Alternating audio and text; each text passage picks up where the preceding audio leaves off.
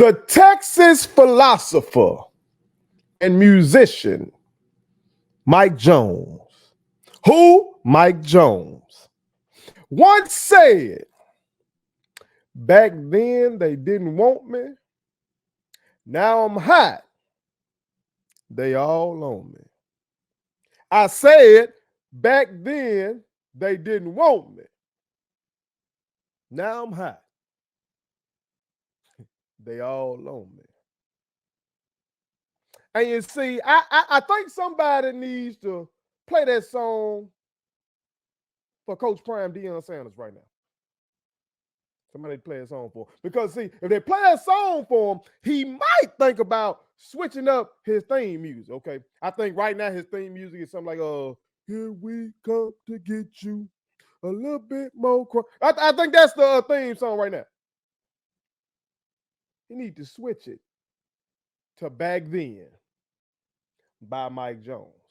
What you talking about, Ferg? What you talking about, Ferg? I'm going to tell y'all what I'm talking about, okay? But before I tell you, make sure you hit that subscribe button because I am your homeboy first, and this is the realest, most entertaining sports show in the game.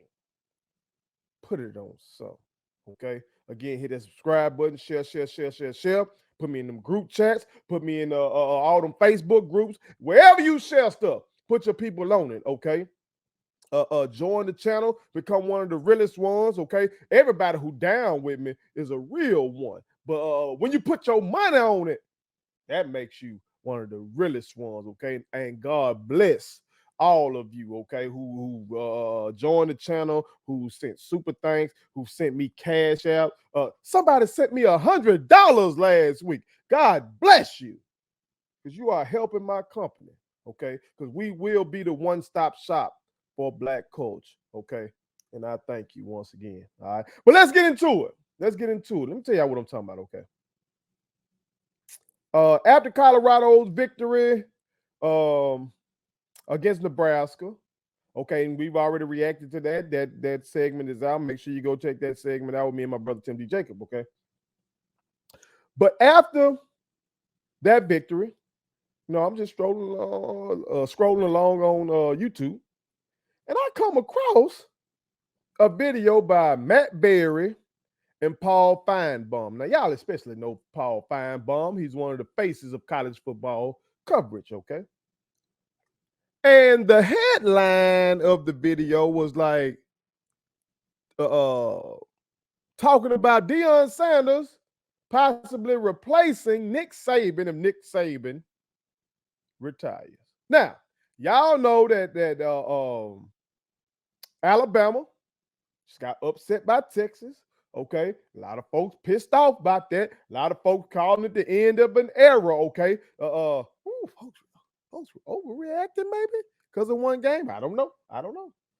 Georgia been dominating, and we've seen dynasties fall. So I don't know. Okay, but Paul Finebaum said that some of the people that he's been talking to are saying that it's kind of reminiscent of when Paul Bear Bryant fell off, or when it was the end of his era.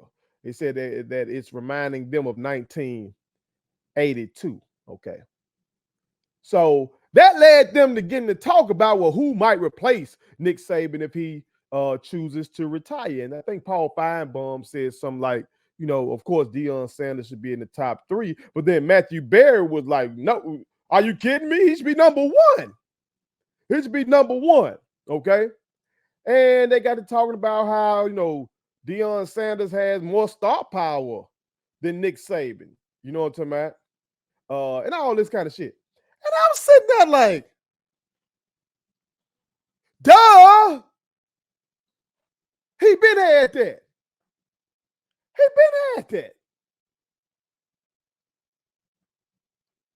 Who didn't know that? Who didn't know that Deion Sanders had more star power than Nick Saban? Come on now. Who didn't know that he would be able to recruit the black athlete? Because that's what he's doing. That's what Nick Saban doing. That's what all these big-time programs are doing. They competing to see who can get the black athlete, particularly for the defensive side of the ball and for the skill positions. That's why the SEC been dominant. Because they've been able to dominate getting those guys on defense and getting those stud guys at wide out and running back. That's what they've been able to do. Who in the hell, in their right mind, didn't think Prime would be able to resonate with those kids? Come on, man. Come on, man. So why didn't they want him then? Why back then did they not want him? Well, y'all know why they didn't want him. Y'all know. Hell, Deion Sanders knows why they didn't want him. Because despite all that he has done, the high stepping, the hosting Saturday Night Live, okay, the two Super Bowl rings, the defensive player of the year, okay, being the greatest cornerback of all time, being arguably the greatest defender of all time, okay, playing two sports, okay, playing in a World Series, okay, doing all this shit, having his own Nike shoe and having all the swag and the marquee touchdown celebration and the kick return, the punt return, having all of that. He does not have the complexion for the connection, for the protection. He ain't got that. He ain't got that. And see, that's the thing. See, cats like Deion Sanders, Shannon Sharp, Stephen A. Smith, the list goes on with these black celebrities. See, they know they ain't got it. They know deep down they know they ain't got it. Okay, but they look at motherfucker like me and you. Okay, you're a hard-working, average American out there. Okay, they look at you and say, well, at least I'm better than them. I'm better than them. I don't have the white privilege, but I got rich black privilege. And that puts me a little step up. So in that instance, when Prime said, I want to coach, and these motherfuckers, not on the high level, not on the Power 5 level, they said, no. You got to go prove it. They showed him. He ain't got the complexion for the connection, for the protection. And yes,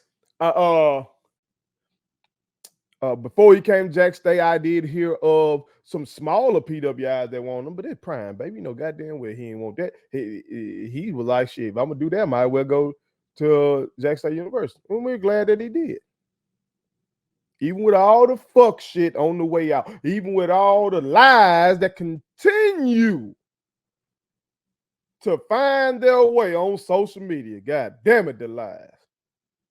2 SWAC championships. We'll take it. 2 Celebration Bowl appearances. We would have loved to go get those bowls, but too many distractions. But hey, we'll take it. We'll take it. You feel me? But them Power 5s, they didn't want them back then. Now they saying he can go coach Alabama. Bear Bryant's Alabama. Oh, shit. Well, first, he just had to prove it. Well, I mean, what's wrong with making him prove it? They just wanted to know that he could really get it done. Bullshit. Don't give me that. Because Steve Kerr didn't have to prove it to coach in the NBA. To coach in the NBA. Fuck college. Steve Kerr, who was not half the player Deion Sanders is. Y'all motherfuckers give Kerr, and I love Steve Kerr, okay? I'm a childhood Bulls fan, Michael Jeffrey Jordan, okay? Y'all look at that one goddamn shot Steve Kerr made, and y'all that make y'all think Steve Kerr Ray Allen. Come on, man. Prime is in the GOAT talk. If they made like a all-time 11, Prime on that team. On everybody's team. If they turn in a ballot, Prime is on the team. Everybody who turns in a ballot on that, Prime is on that. But he had to prove it. Steve Kerr didn't have to prove it and got handed Steph Curry, Klay Thompson, Draymond Green in them. Steve Nash didn't have to prove it. He's a Hall of Famer, all-timer. He still ain't in the same ballpark as what what Deion Sanders is in football. And he ain't had to prove it. He got handed Kevin Durant and Kyrie Irving. Jeff Saturday did not have to prove it when he got that job on the interim basis. Just threw him on in there. And he was a good offensive lineman. His career can't sniff Deion Sanders. Tom Brady wouldn't have to prove it. That's the kind of level motherfucker you got to get to when you're talking about a Deion Sanders, okay? Because Tom Brady is considered by most to be the GOAT quarterback. I don't say that, okay, but that's a whole other thing. He's considered to be the GOAT quarterback, right? Prime is considered to be the GOAT cornerback, and it ain't close. For most people. Now, my brothers in our argument, they said something different, if I'm not mistaken. I had to go back and check the tape on that. I had to check the tape on that, okay? But most motherfuckers gonna say that Prime is the GOAT cornerback. So y'all telling me, and I wish this would happen. I wish it would happen. I wish Tom Brady would announce, because he's so competitive. So I hope that Tom Brady just can't let them competitive juices just die, okay? That he just gotta get it back in the game and that he want to go coach in college. I bet you goddamn well he ain't gonna have to start at no FCS level. He ain't gonna have to start at North Dakota State. He won't have to start at the Group of Five. He ain't gonna have to start at Southern Miss. He ain't. A Power 5 program gonna say, here go the keys, Tom. Let go. I wish it would happen. And then y'all will see. So don't give me that bullshit about he had to prove it. Because what they want him for are things that common sense tells you he was gonna be able to do. Invigorate your fan base and your whole media operation. That's common sense. The motherfucker been doing that shit since Florida State. Common sense. Okay? The motherfucker's a natural salesman of shit. You knew he was gonna do that. Why the fuck he gotta prove that? He been proving that for 30 years. You knew the motherfucker gonna be able to recruit because he's one of the most prominent black athletes in the history of the fucking country. And that's who all them Power Fives are competing for. And you see he got the gift of gab. So you knew damn well he gonna be able to recruit. That's what them programs are doing. They don't just send Nick Saban and Dabo Swinney and all these motherfuckers out there initially to get the guys. They might bring the head coach in to seal the deal, but they sending them black position coaches to go do the heavy lifting on recruiting them guys. And they getting their famous alums like Deion Sanders on the phone to also seal the deal. He didn't tell you Florida State used to put him on the phone with recruits all the goddamn time.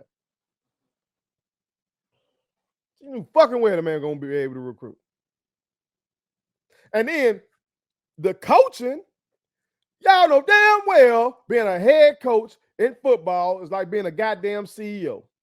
Unless you one of these coaches that want to be, one of these geniuses or whatever and be a play caller and stuff like that. But for so many of these successful coaches, they put together a staff and they hold their staff accountable. They let the staff coach.